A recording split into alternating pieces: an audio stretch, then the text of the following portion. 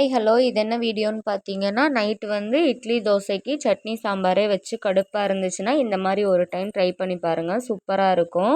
குக்கரில் வந்து எண்ணெய், கடுகு, சீரகம், பெரிய வெங்காயம், பச்சை மிளகா, கருவேப்பிலை போட்டு தாளித்ததுக்கப்புறமா தக்காளி வந்து கொஞ்சம் நிறையாவே போட்டுக்கலாம்.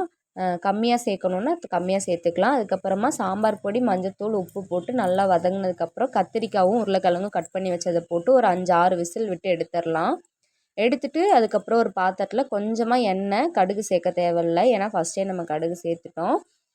சின்ன வெங்காயம் ஒரு 5-6 பல், காஞ்ச மிளகா போட்டு நல்லா வதங்கினதுக்கப்புறமா குக்கரில் விசில் விட்டு வச்சுருக்கிறத வந்து ஊற்றி நல்லா மசிச்சு எடுத்துக்கலாம். மசிகிறத வச்சு மசிஞ்சதுக்கப்புறமா நல்லா கிண்டி பார்த்தோன்னா நல்லா குழுகுலுன்னு இருக்கும். அதுக்கப்புறம் தேவையான அளவு தண்ணி ஊற்றி கொத்தமல்லி கருவேப்பிலை தூவி நல்லா கொதி வந்ததுக்கப்புறம் இறக்கிட்டோம்னா இட்லி, தோசை, சப்பாத்தி, பூரி எதுக்குனாலும் சாப்பிட்டுக்கலாம். டேஸ்ட் சூப்பராக இருக்கும்.